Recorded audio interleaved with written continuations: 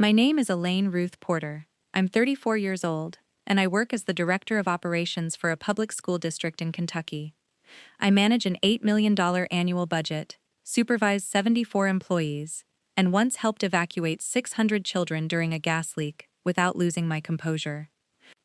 But nothing in my professional life prepared me for the moment my own sister used my husband's death, 36 members of our family, and a forged authorization to force a $12,486 hotel bill into my name. It happened at 7:42 on a Saturday evening. I was sitting inside the Bluegrass Ballroom of the Ashford House Hotel in Lexington when my younger sister Marcy stood beneath a banner that read, "Porters Together Again." She raised her champagne glass and smiled at me. "To Elaine," she announced, "the sister who made this beautiful weekend possible." 36 members of my family began applauding. My older brother Thomas struck his glass with a spoon. My cousins cheered. 2 children I barely recognized waved at me from the dessert table. I remained seated with a glass of unsweetened tea in my hand. Until that moment, I believed I had been invited as a guest. I had not organized the reunion. I had not selected the hotel. And I had certainly never agreed to pay for 16 rooms, 2 hospitality suites, a catered banquet, an open bar, or the spa treatments several relatives had already charged to something they kept calling the master account. Then the hotel manager entered the ballroom, carrying a dark leather folder. He stopped beside my chair. "Ms. Porter," he said quietly, "I'm sorry to interrupt, but we need to resolve the remaining balance before tonight's event concludes." The applause faded. "What remaining balance?" He opened the folder. $12,486.20. Across the table, Marcy's smile tightened. Thomas folded his arms. Someone near the bar whispered, "Here we go." Marcy gave a small, practiced laugh. "Oh, Elaine, don't make this awkward. We agreed you'd take care of the hotel." "No," I said. "You told everyone I agreed." She looked around the room as if asking the family to admire how patient she was being. "You're here, aren't you?" That was her argument. I had entered the building, eaten half a plate of chicken, and sat beneath a banner with my last name on it. Therefore, according to Marcy, I had accepted a $12,486 bill. The manager cleared his throat. "I have the signed event agreement here. I'd like you to read the signature," I said. Marcy's head turned sharply toward me. "Elaine, this is a family matter." "It became a hotel matter when you signed a contract." I looked up at the manager. "Please read the complete authorization line, not only the name written in the signature box. Read the line underneath it." He opened the folder. The ballroom became so quiet I could hear the air conditioning above us. He read slowly. "Elaine Ruth Porter, signed electronically by Marcy Ann Lane, acting as attorney-in-fact for Elaine Ruth Porter." Nobody moved. Marcy lowered her glass. I placed mine on the table. Then I said the sentence that ended the reunion. "I have never given my sister power of attorney." The manager looked at Marcy. Thomas stopped leaning back. 3 relatives who had spent the afternoon at the hotel spa suddenly became very interested in the tablecloth. But the forged authorization was not the worst thing inside that folder. The worst thing was the email Marcy had written to keep the hotel from contacting me, an email that described me as emotionally unstable since my husband's death, easily confused by financial paperwork, and incapable of making decisions without becoming agitated. My sister knew exactly what I did for a living. She knew I managed contracts, payroll, transportation schedules, vendor disputes, and emergency procedures every day. She had not mistaken me for helpless. She had simply decided that helpless was the most useful version of me to present. And she believed that once I was surrounded by family, I would be too embarrassed to contradict her. She was wrong. If you have ever had someone turn your kindness into an obligation, you will understand why I did not shout that night. I did something my family found much more frightening. I asked questions. But to understand why Marcy believed she could place $12,000 in my name and receive applause for it, I need to take you back to the first Porter family reunion I helped organize. I was 17 years old and still believed being dependable was the same thing as being loved. My mother, June Porter, believed every family needed one person who remembered everything: birthdays, allergies, airport times, who was no longer speaking to whom, which cousin had stopped drinking and should not be seated beside Uncle Ray, who considered bourbon a food group. In our family, that person was me. My older brother Thomas was the important one. He was 8 years older than me, had played football in high school, sold insurance afterward, and could enter any room as if someone had already announced him. My father admired that. Thomas told stories loudly, laughed before reaching the punchline, and never carried anything from the car unless somebody specifically handed it to him. Marcy was the charming one. She was 3 years younger than me. She remembered what people wanted to hear. When she forgot a birthday, she arrived 2 days later with flowers, and a story so entertaining that the person she had forgotten ended up comforting her. I was the useful one. Nobody called me that directly. Families rarely name a role while they are assigning it. They say, Elaine is so organized. They say, Elaine doesn't mind. They say, ask Elaine. She'll know what to do. The first reunion happened because my mother wanted all her siblings together before Aunt Pearl moved to Arizona. Mom put me in charge of invitations because I had neat handwriting. By the end of the week, I had also created a list of dietary restrictions, compared 3 caterers, organized folding chairs, made place cards, and persuaded Thomas to bring ice. He arrived with 1 bag. We needed 12. Marcy brought nothing because she had misunderstood the message, but she wore a yellow dress that looked beautiful in every photograph. At the end of the day, my mother hugged all 3 of us and said, "Look what my children did." I remember feeling proud. Not resentful, not invisible. Proud. That is important because people sometimes talk about family exploitation as though the person being exploited recognizes it immediately. Usually, we do not. At first, being needed feels warm. It feels like having a place. The cost arrives later.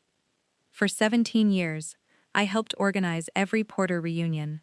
At first, the expenses were small.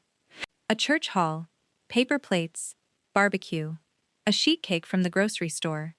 Then expectations grew. Thomas wanted a golf course nearby. Marcy wanted a photographer. Cousin Brenda needed a hotel with an elevator. Uncle Ray wanted a bar. The younger relatives wanted a pool. Someone suggested matching shirts. Someone else wanted gift bags. Every year, I made a budget and asked each household to contribute. Every year, half the family forgot. I covered the difference because deposits had deadlines and vendors did not accept family history as payment. My husband, Robert, noticed before I did. Robert taught high school chemistry. He was a gentle man with large hands and the patience to wait through silence. After a reunion 9 years ago, he found me at the kitchen table matching receipts to bank statements. "How much are we short?" he asked. "Not much." That wasn't my question. I kept looking at the receipts. $1,800. He pulled out the chair beside me. "Did Thomas pay?" He said business has been slow. "What about Marcy?" "She had car repairs." Robert waited. That was what he did when he knew I was lying to myself. He gave the lie enough silence to become uncomfortable. Finally, I said, "I'll send another reminder." "And if they don't pay?" "They will." They did not. We covered it. Nobody thanked Robert, most of them did not know. At the next reunion, Thomas stood for a photograph in front of the banner and wrote online, "Nothing is more important than family." I clicked the little heart beneath his post. Then I paid the photographer. Robert never ordered me to stop helping my family. He knew that if he demanded it, I would defend them. Instead, he began asking one question. "Did you choose this, Elaine?" Sometimes the answer was yes. More often, I realized nobody had asked. The reunions were only part of it. When Dad needed a new furnace, Thomas researched models. Marcy took him shopping, and I wrote the check. When Marcy's first marriage ended, she stayed in our guest room for 4 months. She told people Robert and I had insisted because that sounded better than admitting she had arrived with 3 suitcases and $87. When Thomas's son Josh needed emergency dental work, I paid the bill. Thomas promised to repay us after his next commission came through. Josh is 22 now. The reimbursement still has not arrived. Then my mother had a stroke. She was 60. It happened in the produce section of a grocery store on a Tuesday morning. A stranger found her beside a display of oranges and called an ambulance. I was in a budget meeting when the hospital contacted me. Thomas was on a golf trip in South Carolina. Marcy was preparing for a cruise. Both called me from airports. Thomas said, "Keep me updated." Marcy cried, and said she did not know if she could handle seeing Mom that way. I handled it. Mom survived, but she lost strength on her left side and could no longer live alone. For 4 years, I managed her care. I drove her to physical therapy. I organized her medication. I cooked soft meals, cleaned her house, washed her hair, argued with insurance companies, interviewed home care aides, replaced a broken water heater, and learned exactly how many towels could fit beneath a leaking bathroom pipe before the floor was ruined. Robert helped without being asked. Every Wednesday, he sat with Mom so I could attend a district meeting without worrying about her. He repaired her porch rail. He labeled freezer meals in handwriting so large she teased him about it. Thomas visited when his schedule allowed. His schedule allowed 6 Sundays in 4 years. Marcy came more often, but usually for photographs. She would arrive with flowers, arrange them beside Mom's chair, take several pictures, and post one with a caption about treasuring every moment. Then she would leave before it was time to help Mom into the shower. I did not expose either of them. That was my mistake. I believed silence protected my mother from conflict. What it really protected was Thomas and Marcy's reputation. Mom had modest savings and a pension. After the stroke, she gave me financial power of attorney so I could pay her bills. I treated every dollar as though a judge would inspect it. I kept receipts in monthly envelopes. I recorded every payment in a ledger. If I bought groceries for Mom and myself in the same trip, I separated the transactions at the register. I knew how families could become around money. I thought records would protect me. Records only protect you if people are willing to look at them. But when Mom died, Marcy was the first person to ask about the accounts. We had not even selected a funeral home. She stood in Mom's kitchen with her arms crossed, while I placed medication bottles in a paper bag. "How much is left?" she asked. I looked at her. "Of what?" "Mom's money. Our mother died this morning." "I know that, Elaine. I'm asking because Thomas said you handled everything." "I did. So how much is left?" I told her I would provide a complete accounting to both of them after the funeral. Her face changed. Not dramatically. Marcy was too practiced for that. Her mouth tightened slightly. "Why after?"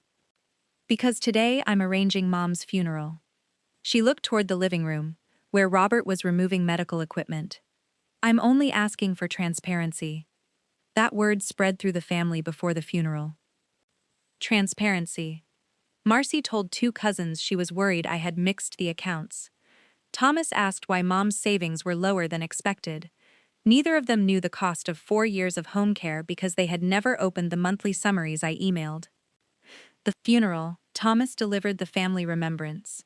He spoke about Mom's courage, Marcy's tenderness, and the strength of the Porter family. He thanked the nurses. He thanked the church. He thanked the neighbor who collected Mom's mail. He did not mention me. I sat in the front pew beside Robert and stared at my hands. Robert reached over and held one of them. That was all. Afterward, Marcy posted a slideshow. There were 27 photographs. In 12 of them, she was beside Mom. I appeared in the background of one, carrying a laundry basket. A week later, I gave Thomas and Marcy identical binders. Each contained bank statements, receipts, insurance records, caregiver invoices, tax documents, and a final accounting down to the cent. I placed them on Mom's dining table. If either of you has a question, I said, ask me now. Thomas flipped through the first pages without reading them. Marcy did not open hers. I'm not accusing you, she said. You told the family I may have mixed the accounts. I said we needed transparency. It's in front of you. She touched the cover with one finger. You always have to control the presentation. That was the moment something inside me changed. Not broke. Changed. I had spent 4 years doing the work they avoided. Then I had spent a week proving I had not stolen from the woman whose body I had washed and whose hand I had held while she died. Even with every receipt on the table, Marcy needed me to remain suspicious, because suspicion protected her from gratitude. Thomas closed the binder. We're all emotional, he said. Let's not turn this into a war.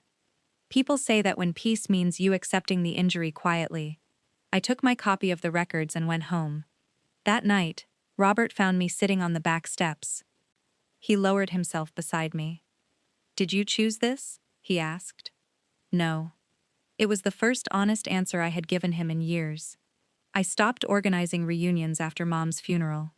I did not make an announcement. I simply stopped. When the family asked about the following summer, I said I was unavailable. Thomas suggested everyone needed a year off. Marcy said she understood, because grief had made me withdraw. Nobody volunteered to take over. There was no reunion that year. Or the next. Without me, the tradition everyone claimed to treasure disappeared, as if it had never mattered. Then Robert became ill. Pancreatic cancer does not give a family time to understand what is happening. It enters the room already moving. From diagnosis to funeral, we had 9 months. My closest friend Leah came whenever she could. We had known each other since college. She lived 2 hours away and worked as a physical therapist, but she rearranged patients, slept on our sofa, and learned how to make the oatmeal Robert could tolerate. Thomas sent a card. Marcy left 3 voicemails asking if there was anything she could do. I answered the first one. Yes, I said. Come sit with Robert on Thursday so I can meet with the hospice nurse. There was a pause. This Thursday? Yes. I have a dental appointment. What time? 11. The nurse is coming at 3. Another pause. I'm not sure I'll be emotionally prepared. I told her I understood. For the first time, I actually did. I understood that Marcy wanted the reputation of showing up without the discomfort of being present. I never asked again. Robert died on a rainy morning in March. His hand was in mine.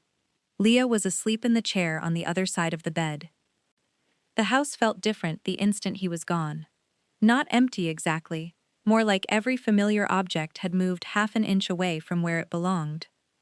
After the funeral, Thomas told me to call if I needed anything.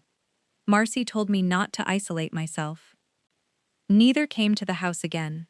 For almost 3 years, my contact with the Porter family was reduced to holiday messages and occasional group texts. I did not block anyone. I did not make speeches. I simply stopped volunteering. That was when I learned how many family relationships are powered by one person's unpaid labor. Remove the labor, and the relationship goes dark. Then, one morning in April, a thick cream envelope arrived. The return address belonged to Marcy. Inside was an invitation. Porter Family Reunion. A weekend of healing, history, and home. The Ashford House Hotel. Lexington, Kentucky. Below that were the dates and a handwritten note. Elaine, it's time to put the past behind us. Mom would want the family together. No planning, no responsibilities. Just come and let us take care of you for once. Love. Marcy. I read the note 3 times. The phrase, let us take care of you, almost made me laugh. But part of me wanted to believe her. That is not weakness. When you have spent your life loving people, you do not stop loving them the instant you understand them. You simply begin deciding what that love is allowed to cost. I called Leah. She listened while I read the invitation. Do you want to go? She asked. I don't know. That wasn't your usual answer. I smiled. She sounded like Robert. I want to see whether anything has changed. Do you believe it has? No. Then why go? I looked toward the shelf where I kept Mom's recipe box. After she died, Marcy had taken the jewelry, Thomas had taken Dad's watch, and I had taken the stained wooden box containing recipes written on index cards. I suppose I want to know for certain. Leah was quiet. Then she said, "Promise me you won't pay for anything." I laughed. I was invited to be taken care of. Elaine. I promise. A week later, Josh called. Josh was Thomas's son. He was 22, recently engaged, and one of the few relatives who had checked on me after Robert died without asking for anything. He sounded uncomfortable. "Aunt Elaine, are you coming to the reunion?" "I'm considering it." "Okay." He did not say anything else. "Is there something you want to ask me?" "No, I mean maybe." "Aunt Marcy said you were handling the hotel side." Every muscle in my shoulders tightened. "What exactly did she say?" "That you had some kind of arrangement, because you used to plan everything. She said the rooms were under your account." "I have no arrangement with the hotel." "Oh." The word came out quietly. "Did she ask you for money?" I said. "No. She said the rooms were covered." "Covered by whom?" "She didn't say." After the call, I looked again at the invitation. No planning, no responsibilities. I searched my email for the hotel name. Nothing appeared in my inbox. Then I checked the spam folder. There it was. Ashford House Group Event Confirmation, Porter Family Reunion. The message had been sent 5 days earlier. It welcomed me as the financially responsible guest and thanked me for choosing the Ashford House. I opened the attachment. The summary listed 16 guest rooms for 2 nights, a Saturday banquet, a Sunday breakfast, 2 hospitality suites, audiovisual equipment, service charges, taxes, and a master account balance of $12,486.20. The signature page was not attached. Called the number at the bottom of the email. A young woman answered. I gave her the confirmation code and told her I had not booked the event. Her tone changed immediately. "One moment, please." After a long hold, a man introduced himself as Adrian Bell, the hotel's general manager. "Ms. Porter, are you saying you did not authorize this reservation?" "That is exactly what I'm saying." There was a pause. "Do you know a Marcy Lane?" "She is my sister." "She is listed as the event coordinator." "Who is listed as financially responsible?" "You are." "I did not sign anything." Another pause. This one was longer. "I need to review the file," he said. "May I call you back?" He called 40 minutes later. His voice was careful. "The agreement was electronically signed in your name. There is also an authorization indicating that Miss Lane is permitted to act on your behalf." "What kind of authorization?" "I would prefer not to characterize it until our legal department reviews it." "Does it claim she has power of attorney?" He did not answer directly. "That is one of the issues we need to verify." I felt cold. Not frightened. Cold. Marcy had not merely told a hotel I would pay. She had represented herself as someone legally entitled to make decisions in my name. "Has anything been charged to me?" "No. The deposit was paid using a card belonging to Ms. Lane. The remaining balance was scheduled for settlement at the event." Why did I receive the confirmation only 5 days ago? The contact email originally provided had one letter missing. Ms. Lane corrected it after our events department requested updated billing information. That explained why the contract had existed without reaching me. "Can you cancel it?" "Yes, but there would be substantial cancellation charges. Since you dispute authorization, those charges would not be assigned to you while we investigate." I looked down at the invitation on my desk. "Does Marcy know I called?" "Not yet." I should have told him to cancel everything. That would have been the simplest choice. But 36 relatives had already arranged travel. Some were bringing children. A few were elderly. Most probably believed Marcy's claim that the weekend was paid for, I did not want to punish them for a decision they might not understand. More importantly, I needed to know how far the lie had traveled. "Do not cancel the reunion yet," I said. "Ms. Porter, I need to be clear, you are not responsible for preserving this event." "I understand." "Then why continue?" "Because if you cancel now, my sister will tell everyone I changed my mind and ruined the weekend. I want the account corrected. I also want the truth documented." He considered that. "What are you proposing?" "I'll attend. I will pay only for my own room and expenses. Before any balance is assigned, I want the contract reviewed in the presence of the person who submitted it. I cannot use a family gathering as an investigative meeting." "I'm not asking you to. I'm asking you to keep hotel business between the hotel and the people named on its contract. If Marcy chooses to make the bill public, that will be her decision." Mr. Bell was silent. Then he said, "I think we can handle it that way." On Friday afternoon, I drove to Lexington. I packed one suitcase, Robert's old fountain pen, and a copy of the email confirming that I disputed the contract. Leah called when I was 30 minutes from the hotel. "You still don't have to go," she said. "I know. Are you nervous?" "Yes." "Good." I laughed. "How is that good?" Robert used to say courage without nerves was usually just poor judgment. That sounded exactly like him. The Ashford house stood on a hill beyond a row of horse farms. It was built of pale stone, with white columns and dark green shutters. The front lawn was so carefully maintained it looked ironed. A sign beside the entrance welcomed the Porter family. Underneath it was a photograph of my parents taken at a reunion I had organized 15 years earlier. Nobody had asked permission to use it.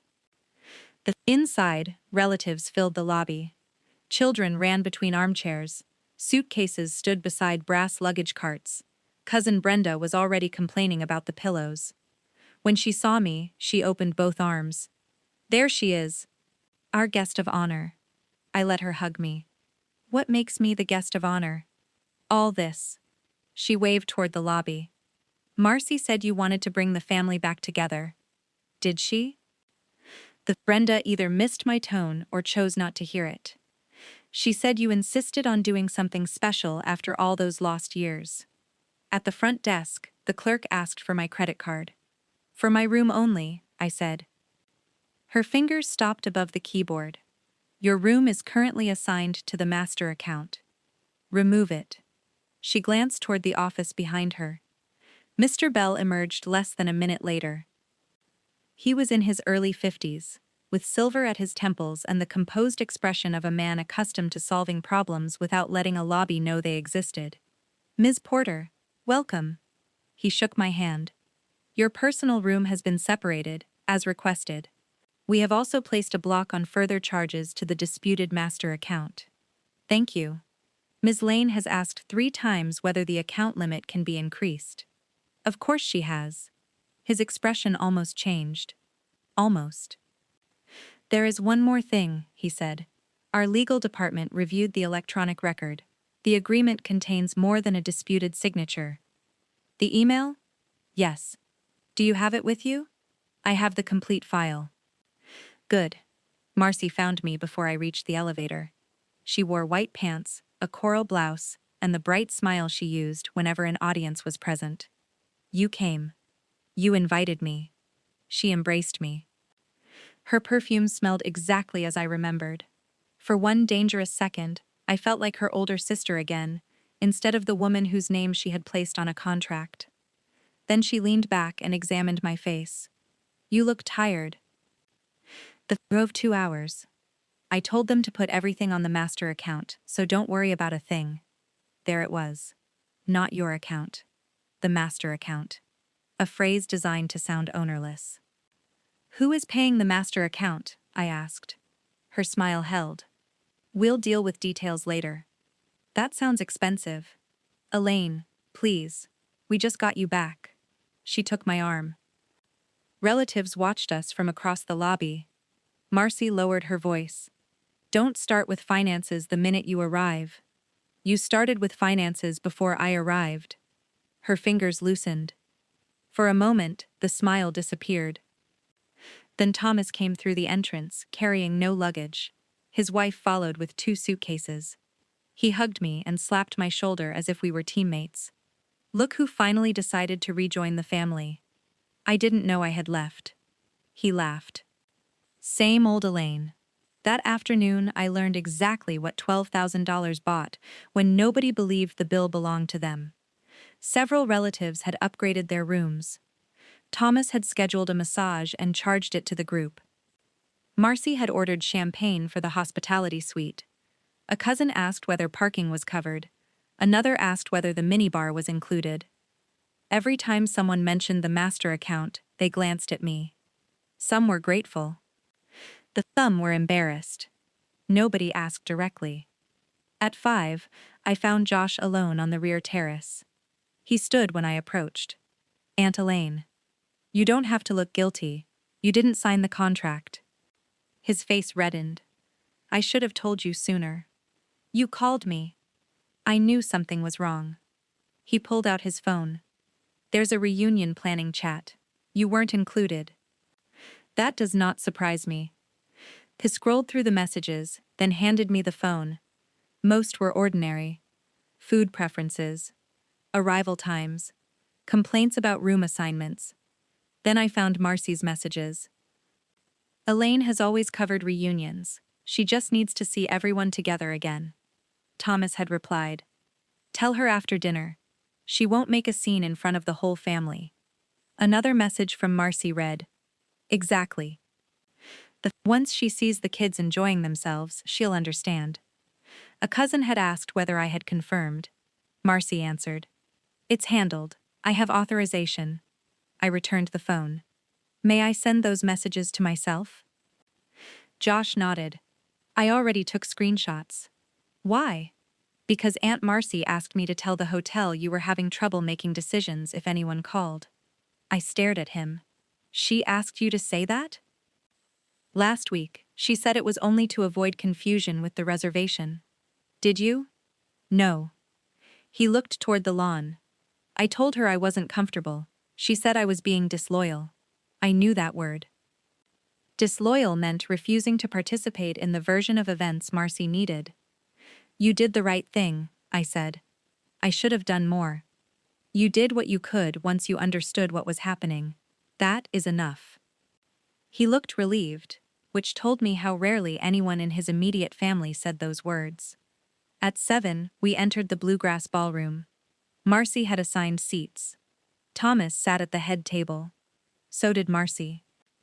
My place was near the center, positioned so every person in the room could see me. Beside my plate was a framed photograph of Mom. On the back, in gold letters, someone had printed, "Because of Elaine, the Porter family comes home." The manipulation was almost elegant. Marcy had built the entire weekend around making refusal look cruel. If I objected to the bill, I was not rejecting fraud. I was rejecting children, grandparents, history, and my dead mother smiling from a frame. Dinner began. I spoke to relatives I had not seen in years. Some were kind, some thanked me. One quietly admitted he had assumed everyone was paying for their own room. I believed him. That mattered. Not every person in that ballroom had conspired against me. Most had accepted a pleasant explanation because examining it would have required discomfort. But innocence and convenience often wear the same coat. After dessert, Marcy tapped her glass. The room quieted. She began with Mom. She spoke about tradition, forgiveness, and the tragedy of allowing small misunderstandings to separate a family. Then she looked directly at me. This reunion exists because one person finally decided family mattered more than old disagreements. I felt 36 faces turn toward me. Marcy lifted her glass. To Elaine, who has covered this beautiful weekend and reminded us what generosity looks like. They applauded. That was the moment Mr. Bell entered with the folder. He stopped beside me and mentioned the $12,486.20 balance. Marcy tried to push the decision toward me before the applause had fully ended. She'll take care of it. I asked him to read the signature. He opened the contract. Elaine Ruth Porter, signed electronically by Marcy Ann Lane, acting as attorney-in-fact for Elaine Ruth Porter. Silence spread across the ballroom. Not the dramatic silence people describe when they mean a few guests stop talking. This was complete. The servers stopped moving. A child near the back asked his mother what attorney-in-fact meant. I answered without looking away from Marcy. It means your Aunt Marcy told the hotel she had legal authority to make financial decisions for me. Marcy put down her glass. That is not what I told them. Mr. Bell looked at the page. That is what the authorization states. It was a standard form. No, I said. It was a legal claim. Thomas leaned forward. Can we discuss this privately? You discussed my money in front of the whole family. No one is taking your money. Mr. Bell's folder remained open. $12,486, I said. That is generally considered money. Marcy's face had gone pale beneath her makeup. She looked at the relatives, recalculating. Then she tried a different approach. You always paid for the reunions. I paid expenses after people promised to reimburse me. You never complained. I sent invoices. Thomas sighed. Elaine, nobody forced you to cover those costs. No, you relied on the fact that I would protect the vendors from your broken promises. This time, you removed the asking altogether. Marcy pointed at the folder. I signed because the hotel needed one name. You would have approved it. You had my phone number. You don't answer. You did not call. You've made yourself impossible to reach. Mr. Bell spoke. Mrs. Lane, our records show that you asked staff not to contact Ms. Porter directly. Marcy turned toward him. That was because she gets overwhelmed. Mr. Bell did not respond. I did. Read the email. Marcy froze. Thomas looked between us. What email? I kept my eyes on Mr. Bell. Please read the section explaining why Marcy supposedly had authority to sign for me. He hesitated. The hotel's private dispute had become public because Marcy had made it public. Still, he gave her one final opportunity. Mrs. Lane, would you prefer to address your statement yourself?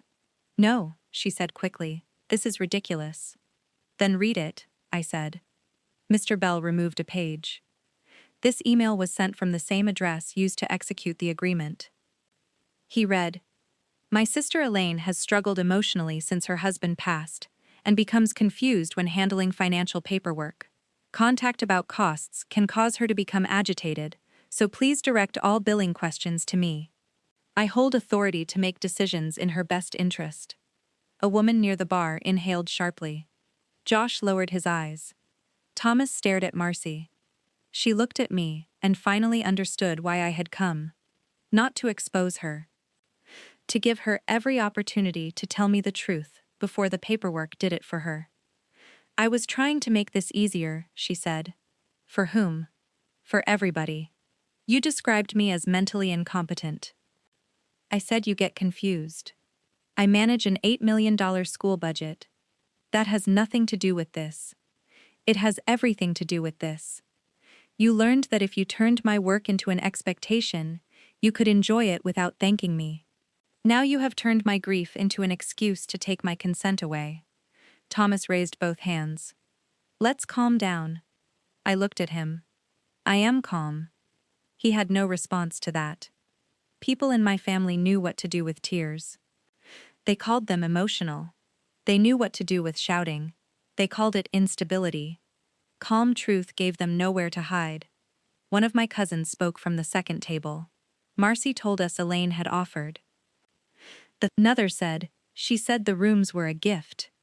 Marcy's voice sharpened. I said Elaine wanted to bring the family together. You said it was covered, Josh said. Every face turned toward him. Marcy stared at her nephew. Stay out of this. You put me in it when you asked me to tell the hotel she couldn't make financial decisions. That landed harder than anything I had said. Thomas looked at Marcy. You asked Josh to do what? She shook her head. It wasn't like that. Josh took out his phone. I have the messages. Marcy's chair scraped against the floor as she stood. Put that away. He did not. He read the line Thomas had written. Tell her after dinner, she won't make a scene in front of the whole family. Thomas's face darkened. That was taken out of context. What context improves it? I asked. He looked at me, angry now. Not ashamed. Anger is often the last shelter of someone whose excuses are collapsing. We thought you would want to do something for the family, he said. Then you should have asked. You would have said no. Yes. He blinked. I continued. That is what consent means, Thomas. The possibility that the answer may be no. Mr. Bell closed the folder halfway. I need to explain the hotel's position. Every person in the ballroom turned toward him. The disputed guarantee has been removed from Ms. Porter's account. She is responsible only for the room and expenses she personally authorized. Marcy gripped the back of her chair. What about the reunion balance? The deposit was paid using your card, Mrs. Lane. That card was also authorized for event expenses, if the master guarantor could not be validated. I didn't agree to $12,000. Mr. Bell's expression remained professional. You electronically accepted those terms. I only paid the deposit. You signed the agreement. Marcy stared at him. The irony did not need explaining. She had expected my forged signature to bind me while insisting her real signature should not bind her. Mr. Bell continued. We can separate individual guest rooms and personal expenses from the master account. Guests may provide their own payment methods tonight. The banquet and common event charges will remain with the event coordinator unless another valid arrangement is made. The room erupted. People began whispering, asking questions, and checking hotel envelopes. Cousin Brenda wanted to know how much her upgraded room cost. Thomas asked whether the spa charges could be moved. An uncle complained that he had been told the weekend was free. Marcy looked at me through the noise.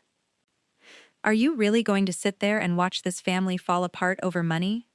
No, I said. I'm going to watch each adult pay for what they chose. You can afford it. There it was. The sentence beneath every other sentence. You earn more than the rest of us. The life insurance paid off your house. You don't have children. Robert left you comfortable. She said my husband's name as if his death had created a family fund. I stood. Robert and I worked for everything we had. His death did not turn our savings into unclaimed family money. Thomas stepped closer. Mom would be ashamed. I looked at the photograph beside my plate. For years, that sentence would have broken me. That night, it did not. Mom taught me to keep records, I said. She also taught me never to sign another person's name. Marcy's mouth opened, but nothing came out. I removed my wallet. Mr. Bell looked at me. My dinner, I said. Please place it on my personal room. Ms. Porter, the banquet meal is part of the common event package. Then charge me the individual menu price. I ate it. I'll pay for it. It came to $29 after tax and service. I signed the receipt. My own name. My own decision. My own expense. Then I placed the pen beside Marcy's untouched glass. As I walked toward the door, she followed me into the hallway. Elaine. I kept walking until we were outside the ballroom. She caught my arm. I looked down at her hand. She released me. You planned this, she said. No, you planned it. I attended. You could have canceled the hotel. I could have. Then why didn't you?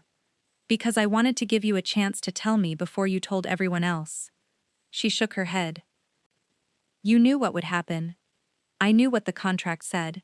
I did not know you would stand in front of 36 people and announce that I had volunteered to pay. You embarrassed me. You forged my authorization. You could have handled that privately. So could you. Her eyes filled with tears. With Marcy, tears were not always false. That was what made them effective. She truly felt injured whenever the consequences of her choices arrived. I was trying to save the family, she said. From what? From becoming strangers. We did not become strangers because the reunion stopped. The reunion stopped because when I stopped working, nobody else believed the family was worth the effort. That's not fair. It is completely fair. Fairness is what you dislike about it. She looked past me toward the ballroom. Relatives were lining up at a temporary payment desk. Some were angry with her. Some were probably angry with me. I can't pay $12,000, she whispered. Then you should not have spent it. I thought you would help. No, you thought I would surrender. Her face changed. Behind the fear and indignation, something honest appeared. You always did before. There it was. The truest sentence Marcy had spoken all weekend. I nodded. Yes, I did. For a moment, neither of us spoke. Then I said, and that was my responsibility. I taught you that my boundaries would disappear if you created enough pressure. I will not teach you that again. I returned to my room. Leah answered on the first ring. Well? She asked. The family reunion has become a financial literacy seminar. She laughed once, then stopped. Are you okay? I sat on the edge of the bed. The room overlooked the hotel lawn. Through the window, I could see relatives walking toward their cars, gesturing angrily. I think so. What happened? The manager read the contract. And? Marcy claimed power of attorney. Leah went silent. She did what? She also told the hotel I was confused because Robert died. The sound Leah made was not a word. I'm coming. No. Elaine. It's handled. You shouldn't be alone. I'm not alone. I looked at Robert's fountain pen on the desk. For the first time, that sentence felt true, even though no one else was in the room. I'm going to sleep, I said. Tomorrow I'll have breakfast and drive home. Promise you'll call before you leave. I promise. At 8 the next morning, I entered the hotel restaurant. The large reunion breakfast had been canceled. Apparently, no one wanted to assume responsibility for another shared bill. I ordered coffee, eggs, and toast. Josh joined me. Aunt Marcy stayed in her room, he said. How is she? Angry. That is allowed. At everybody. That is also allowed. It does not make everybody responsible. He turned his coffee cup between his hands. I'm sorry. You have already apologized. I knew she was planning to tell you at the reunion. You did not know she had signed my name. No. I believe you. He looked relieved. Are you going to call the police? I'm filing an identity theft report. I have to protect myself in case she used my name anywhere else. His face tightened. I understand. That report is about documentation, not revenge. Aunt Marcy won't see it that way.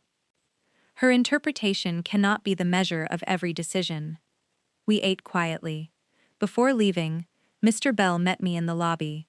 He had separated every room he could. Most guests had provided their own cards. Several had left early. The remaining event charges assigned to Marcy totaled $4,930, including the ballroom, catering minimum, hospitality suite, and audio-visual equipment. It was still a painful amount. It was not $12,000. I'm sorry your staff was put in this position, I said. We should have verified the authorization sooner. You contacted me when the email was corrected. That prevented a financial loss. He gave me copies of the complete file and written confirmation that I had no responsibility for the account. Then he handed me Robert's fountain pen. You left this in the ballroom. I took it carefully. My husband gave it to me when I received my promotion. It looks well used. It has signed a great many contracts. Mr. Bell smiled. Then, it has probably seen more conflict than this hotel. Not even close. The family group chat began exploding before I reached the interstate. One cousin accused Marcy of lying. Another said financial matters should have remained private. Brenda complained that her room had cost $640 because she had upgraded to a suite. Thomas wrote that everyone needed to stop attacking one another. Then he sent me a separate message. You made your point. Was humiliating Marcy necessary? I waited until I arrived home. Then I replied. Marcy publicly announced that I had agreed to pay. I publicly corrected her. The manager read a contract she submitted. I did not create any part of the humiliation you witnessed. He did not answer. Marcy sent 12 messages. The first blamed the hotel. The second blamed Josh. The third blamed grief. By the 8th, she was blaming me for hoarding the money Robert and I had earned. I read every message once. Then I wrote, "You used my identity and falsely claimed legal authority over me. Do not contact any institution in my name again. The future communication about the hotel agreement must be in writing." I left the family chat. Over the following week, the story traveled through the Porter family in several versions. In Marcy's version, I had agreed to pay and changed my mind. In Thomas's version, there had been a misunderstanding that the hotel made worse. In Brenda's version, I had arrived with a lawyer and ordered the building locked. I had not brought a lawyer. Nobody had locked anything. The facts become optional when a family is trying to protect its preferred villain. I filed the identity theft report. I contacted my bank, froze my credit, changed the passwords on my loyalty accounts, and requested copies of every document Marcy had submitted. Then I returned to my ordinary life. I worked, I volunteered twice a week at an adult literacy program. I met Leah for lunch. I repainted the small bedroom Robert had used as an office. I did not sit beside the phone waiting for my family to understand. That was new. 3 weeks after the reunion, Thomas appeared on my porch, carrying a blue binder. Mom's financial records. The copy I had given him after her death. The plastic wrapping around it was gone. I opened the door but did not invite him inside immediately. "What do you need?" He lifted the binder. "To talk." We sat on the porch. Thomas placed the binder between us. I read it. "After 4 years." Yes. He looked older than he had at the reunion. Not physically, something in his certainty had weakened. I didn't know how much the caregivers cost. The invoices were in the monthly emails. I didn't read them. I know. I didn't know you and Robert paid $28,000 of your own money during the last 2 years. You would have known if you had opened the binder. He rubbed his hands together. Marcy said there should have been more left. And you believed her, because? He looked toward the street. Because believing her meant I didn't have to look at what you did. That answer surprised me. It was not polished.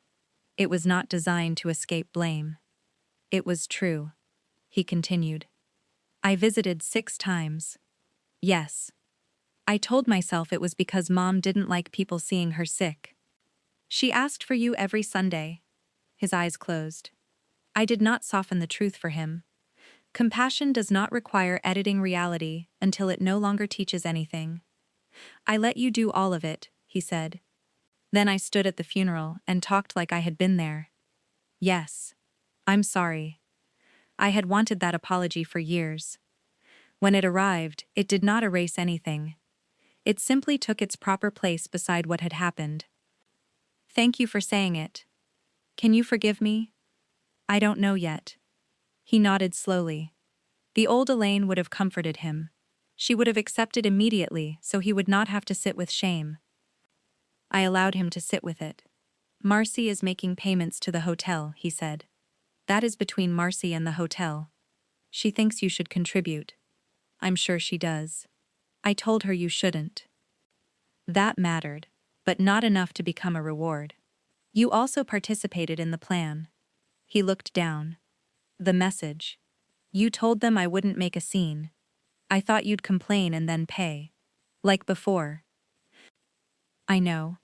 I'm sorry for that too. We sat together for almost an hour. Before leaving, Thomas asked whether he could call again.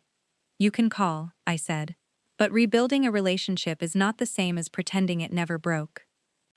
I understand. I hope you do. Marcy's apology came 4 months later. It arrived by mail because I had blocked her phone number, after she left 3 voicemails describing herself as the victim of my public financial ambush. Her letter was 6 pages long. The first 4 explained her stress. The 5th described how much the family missed having reunions. On the 6th page, she finally wrote, I knew you had not agreed. I believed that once you arrived, you would pay rather than disappoint everyone. I had no right to sign anything for you, or say you were confused. I did it because I thought your embarrassment would be stronger than your anger. It was not a beautiful apology. It did not ask for immediate forgiveness. It did something more important. It named the truth. I wrote back. Thank you for acknowledging what you did. I am not ready to resume our previous relationship. If we have contact, it will be slowly and without financial expectations. You will never use my name, credit, accounts, or personal information again. She did not respond for 2 months. Then a birthday card arrived. No request, no explanation, no invitation, only her name. I placed it in a drawer. The following summer, Josh called me. I've been thinking about the reunions, he said. That sounds dangerous. He laughed. What if we did something small? A public park, potluck. Everyone brings something, no master account. Who would organize it? I would. Who pays for the pavilion? Every household sends $20 before I book it. They don't pay, they're not included in the count. I smiled. You have learned. Painfully. 17 people came. There were no matching shirts, no champagne, and no hotel banner. Thomas brought ice. 12 bags. Josh grilled hamburgers. Leah brought potato salad. Cousin Brenda complained about the heat but paid her $20 in advance. Marcy did not attend. She sent a lemon cake made from Mom's recipe. On top of the cake box was a note. No charge to the master account. It was not reconciliation. Not yet. But it was the first joke between us that did not require me to pretend nothing had happened. At the picnic, Josh placed a blank guest book on one of the tables. The cover read, Porters Together, by choice. One by one, people signed it. No one signed for anyone else. When the book reached me, I opened it to the first page. For most of my life, I had believed my signature beneath a check was evidence of love. I know better now. A signature is not love. It is not obligation. It is not the price of admission to a family. A signature is consent. It means I was asked. It means I understood. It means I chose. I took Robert's fountain pen from my purse and wrote my name. Elaine Ruth Porter. Nothing beneath it. No representative. No explanation. No one speaking on my behalf. Then I passed the book to the next person. That reunion cost me $20 and a bowl of potato salad. It was the first one I could remember enjoying. My family did not fall apart because I refused to pay $12,000. The version of our family built around my silence fell apart. That needed to happen. What remained was smaller, less impressive, and far more honest. Sometimes justice does not look like revenge. Sometimes nobody is arrested, nobody loses a mansion, nobody delivers a perfect speech while an entire ballroom applauds. Sometimes justice is a hotel manager reading the line, everyone hoped you would be too embarrassed to question. Sometimes it is paying $29 for the dinner you actually ate. Sometimes it is allowing grown adults to carry the cost of their own choices. And sometimes it is signing your own name only when the decision is truly yours. If someone in your family has mistaken your generosity for permanent permission, remember this. You do not have to become cruel to stop being used. You do not have to shout to make the truth audible. You only have to stop signing checks for relationships that never learned how to ask. That is my story. 36 relatives, 1 forged authorization, and a bill that finally found the people who created it. If this story reminded you of a boundary you need to reclaim, share it with someone who has spent too many years being called the dependable one. And tell me in the comments, what is one thing your family should never be allowed to volunteer on your behalf? Your money, your home, your time, or your forgiveness?